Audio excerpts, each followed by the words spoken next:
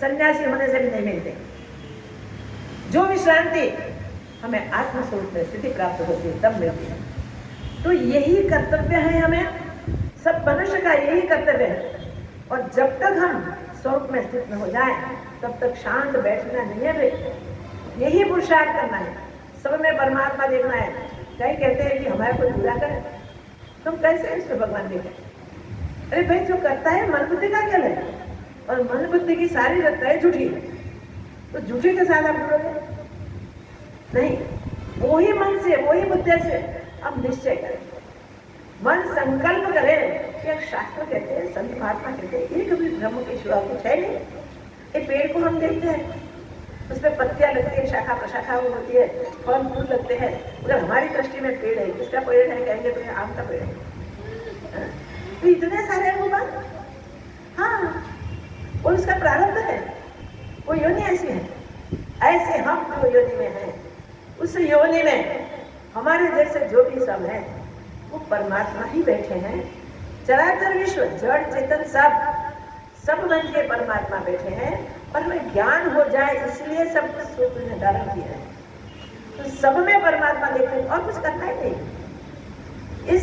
इस मार्ग में इतनी मजबूरी नहीं है जितनी मजबूरी जगत में कुछ अचीव करने के लिए करनी पड़ती है। ये तो मजबूरी नहीं, सहज सहज रव तक बिना सहज सहज वो प्राप्त हो जाते हैं। स्वरूप की प्राप्ति इतनी सहज है, इतनी सरल है। एक अपने दोष निवृत्त कर सब, और सब में एक ब्रह्म है, एक परमात्मा है। अपने अब तक जो किए हुए हैं राग सहित, वो सब का प्रायश्चित कर, फिर ऐसे नहीं करने का निश्चय करें और ये विश्रांति की ओर चले जाए। मन से, मन की आदत है संकल्प करो। चित्त की वृत्तियों की आदत है विषयाकार होना, जगदाकार होना, मगर हम चित्त की वृत्तियों को जगत में नहीं जाने देंगे, चित्त की वृत्तियों को चैतन्य आकार करते जाएंगे। ऐसे करते करते परम विश्रांति की प्राप्ति होगी। कहाँ मजदूरी करनी है, कुछ नहीं करना है। फिर भी प्राकृत आचार जो हमारा है वो हमें पूर्ण रूप से करना है, शास्त्र सम्मत रूप से करना है, क्योंकि पूर्व प्रारब्ध है वो, इसे भोगे बिना खत्म नहीं होता।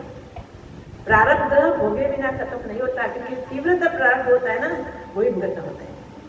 इसलिए प्रारब्ध को सामने आ जाए, प्रेम से स्वीकार करके उसके अनुसार सोच समझ के उसको उसी समय करके खत्म कर देना है और नया प्रारब्ध नहीं बनाना है।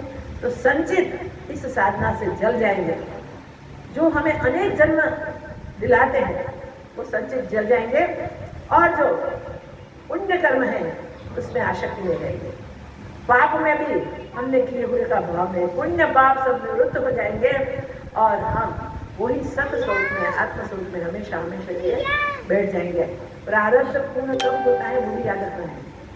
जब शरीर का अंत आता है तब प्रारब्ध कब होता है।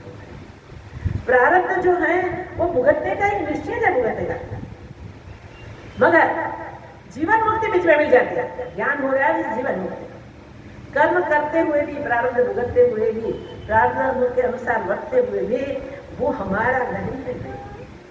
इसलिए कुछ कम करते नहीं है, भगवत अर्पण कर दो, इसमें पुण्य भी न हो, पाप भी न हो।